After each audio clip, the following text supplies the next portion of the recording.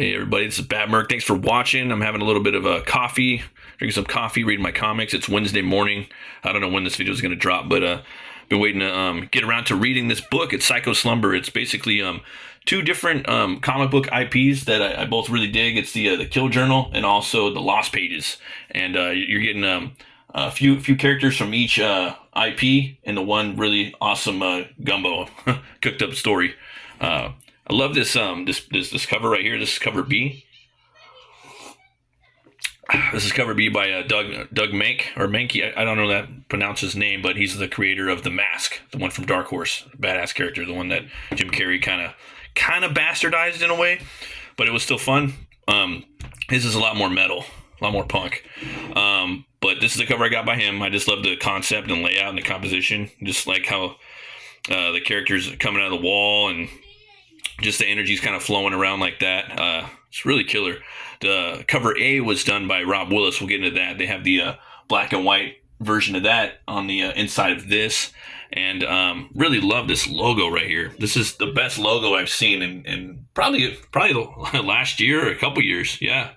In the scene, the other one I really liked was Bloodbone by Edwin. I think it was the How Comics did that. Alan Alonso. I'm pretty sure he did both of the logos, if I'm not mistaken. He's a real killer. But then we got that. Then we got the back cover right here.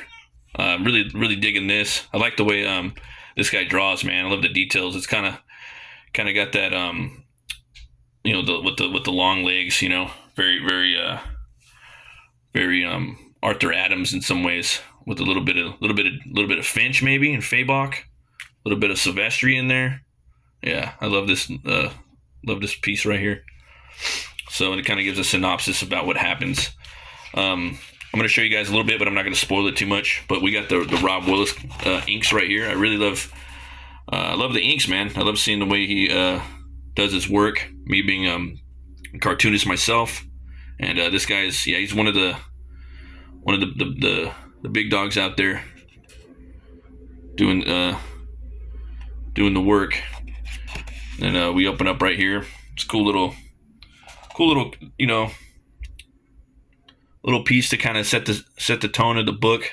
You got the two main characters, kind of, I would say, St. George and also the Crim Stone. I also feel like maybe, what if that's St. George from St. George and the Dragon? That'd be crazy, right? What if he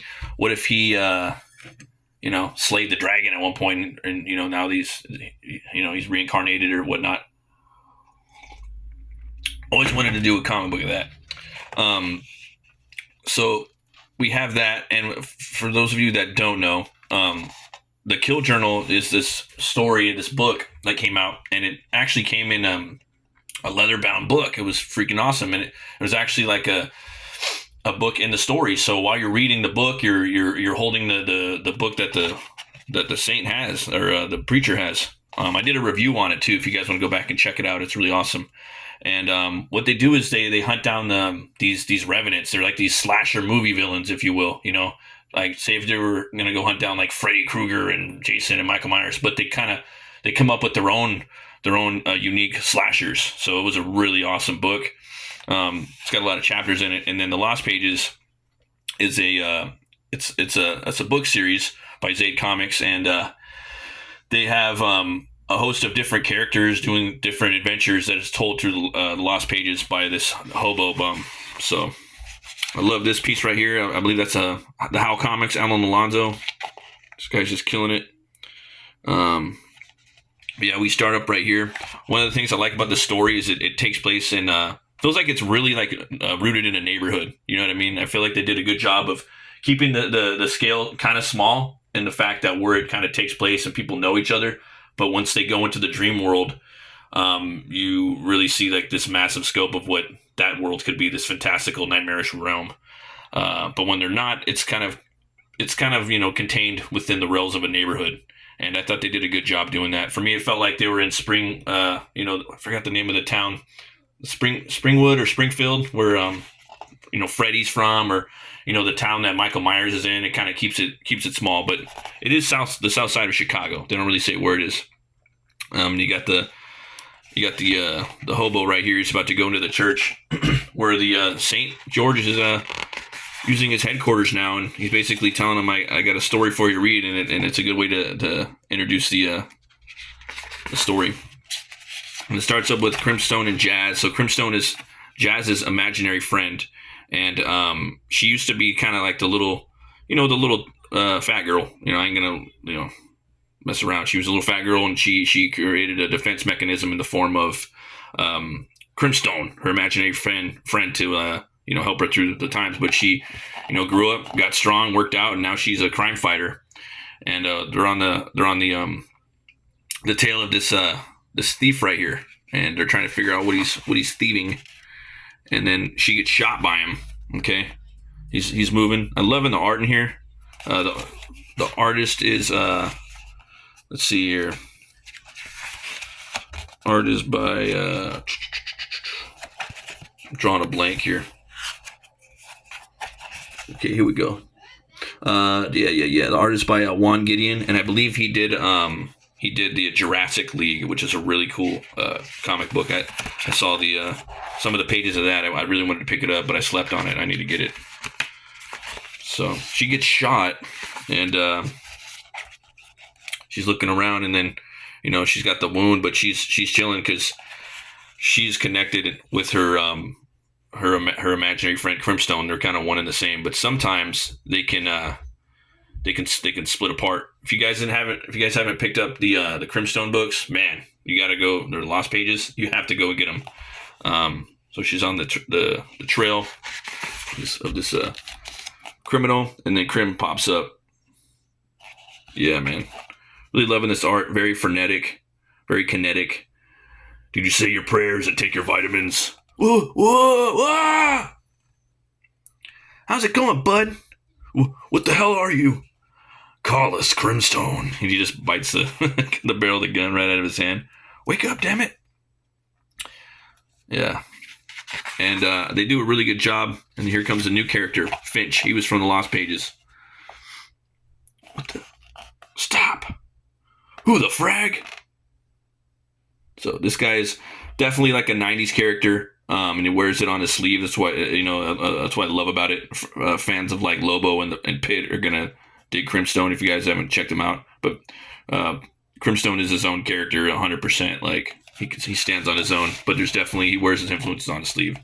But respectively has his own vibes and look, and yeah, just as cool as the other two mentioned. Nice little pose right here. You got Finch. This guy. His dad was an illegal dog fighter. He had dog fighters matches at his house, and he believe in the story, if I'm not mistaken, one of the dogs died, so he punished his son for a reason it escapes me why, but he makes his son basically the dog fighter, makes his son become acts like a dog and chains him up, and he you guys got to read the Lost Pages, but I don't want to spoil too much. But come to find out, this guy's trying to get some medication to help him from falling asleep, because there's this serial killer named Simon that attacks you in your dreams, and he comes at you with this power saw. Okay, look at that. Love the design of this character. So I don't want to spoil too much more about it, guys. I could though, but I want you guys to check it out. The art's fantastic. The character Simon, he's really excellently designed by let me show you guys. I can show you a little of the back matter right here. Get in there. Simon Says art by Oliver Isra-Bedra, and this guy's a killer. I love Oliver's work. I believe he's working on a new book with Phil Diaz, the writer of this from Zade Comics. And it's going to be a Western, a horror Western. I'm really looking forward to that. But look at the design of this character. So cool. You know what I mean? But yeah, he's the big bad that's going to be in here. And here's all the other books that you guys can pick up. Also by Gifted Rebels. It's Jawbone Death is coming out. This book's metal as fuck. It's a biker down on his luck that gets he gets power of biblical proportions. Let's just put it that way. So you guys want to check that out. It's fucking awesome. You know me, I like my badass bikers as well. Um, yeah, so there's that awesome stuff right there, guys. Um, again, I don't want to spoil too much, but what I liked about this book was the art. The story was excellent. It had a lot of throwbacks to like the slasher movies and just like the '80s horror movies that we really loved. A little bit of '70s as well. They kept it tight, you know, and they made the villain, you know, kind of a I would say like a folkloric figure from the neighborhood. So I really liked the way they did that. They didn't open it up too big. So I think that for stories like with horror like that, when you keep it kind of smaller, it really makes it more horrific, and it keeps it more personal, and it kind of keeps it contained better in that way. So go check it out, guys. Check out, I believe it's on zadecomics.com. Thanks everybody for watching. Always remember to be bold, be brave, and roll the bones to know your role. I'll see you guys next time.